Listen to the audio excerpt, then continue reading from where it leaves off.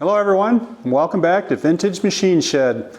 We're going to take a little break from the Alice Chalmers WD-45 project today. We're going to look over this vintage lawn roller. So I've had this, probably about 10 years, and used it a little bit.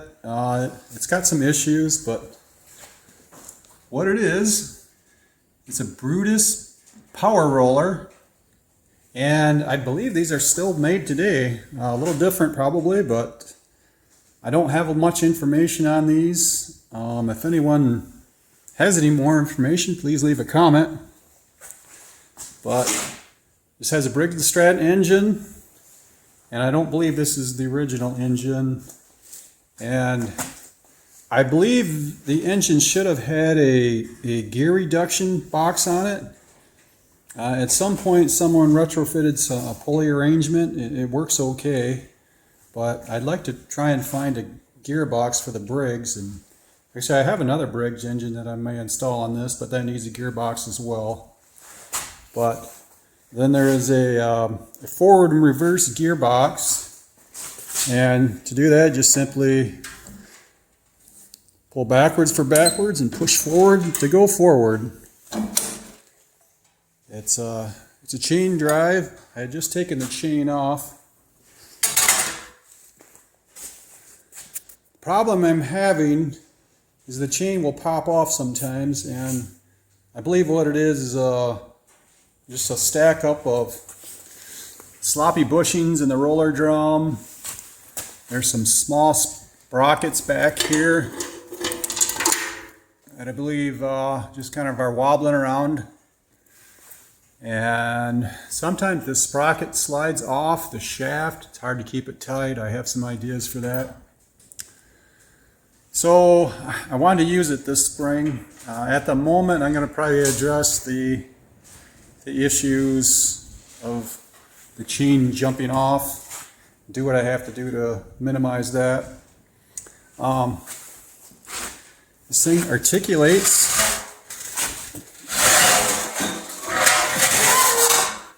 So you sit on the seat. There's feet rest on either side. You just power along and put your hand on the handlebars and then turn it. And the drums you can fill with water. I don't know the total weight of this offhand. I can probably calculate that out. There's also some kind of a brake on the, it stops on the drum. Right now it's not active. It needs either adjustment or replacement. So you can see it. There's a little bit of pad left. There's basically just a pad. You pull on that lever, it's spring loaded, and it just rubs up against that drum. I don't imagine it has a lot of stopping force, but it would probably act as a parking brake to some degree. There are grease fittings on these drums. Drum must be a bushing of some sort in there. It looks just like a cast iron housing, so I don't know if there's a bushing in there.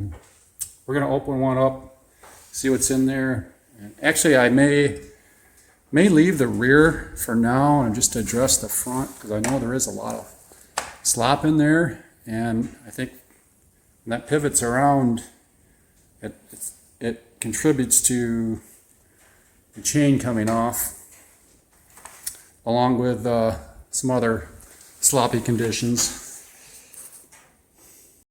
This is the motor I hope to put on when I do a restoration of it.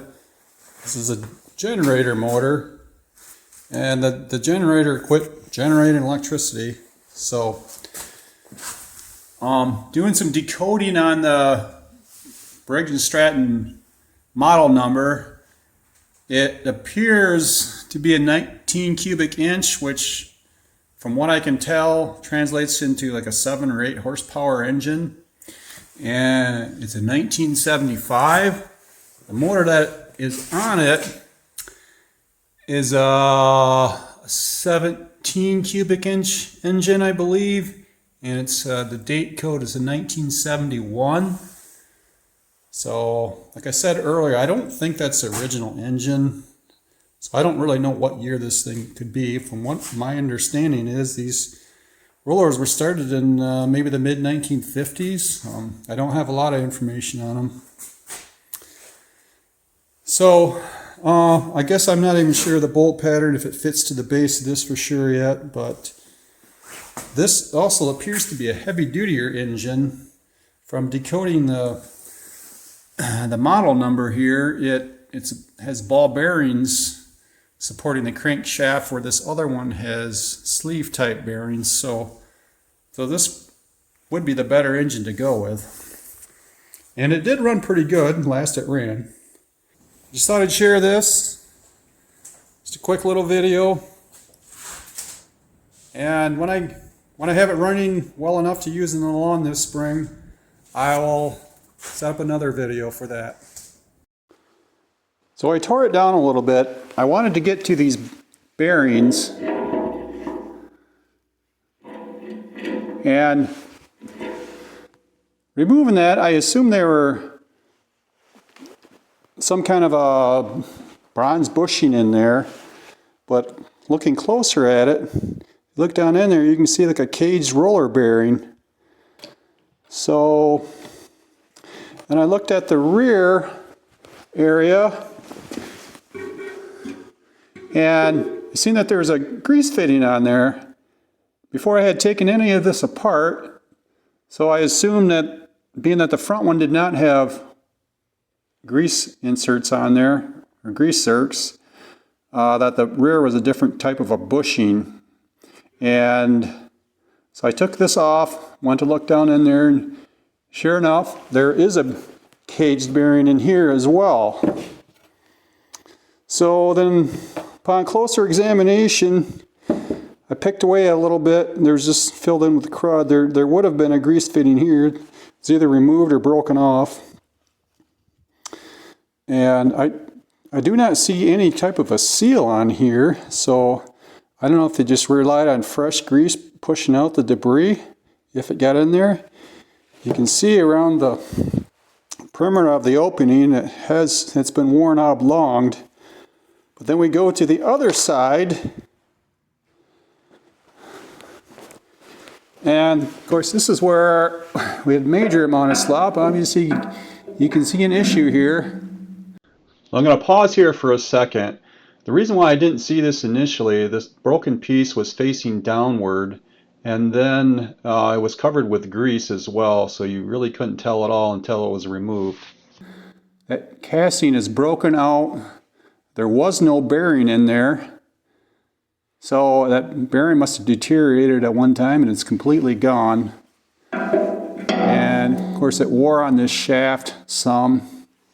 So I just want to get it going this spring. I'm not going to be able to really fix it the way it should be, but I need to fix it up somewhat because this drum is wobbling around quite a bit, and that's contributing to my chain coming off. In addition to that, there's these idler sprockets that keep tension on the chain, and they have a lot of slop in them. And if you can see here, that whole shaft that it rotates on, I think the chain had come off at one time and was running around this, not being on the sprocket, and it wore badly into that shaft. This one, not quite so bad, but these sprockets have bronze bushings in.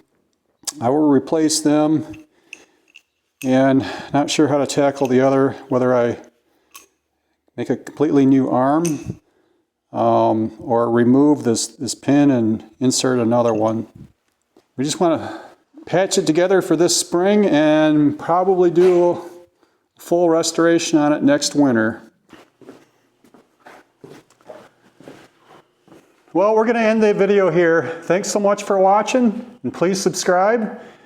In the next video on the land roller here, we're gonna fix this up and fix the other issues with a chain and sprockets there. So we're gonna have to put the Alice Chalmers project on hold for a little bit longer.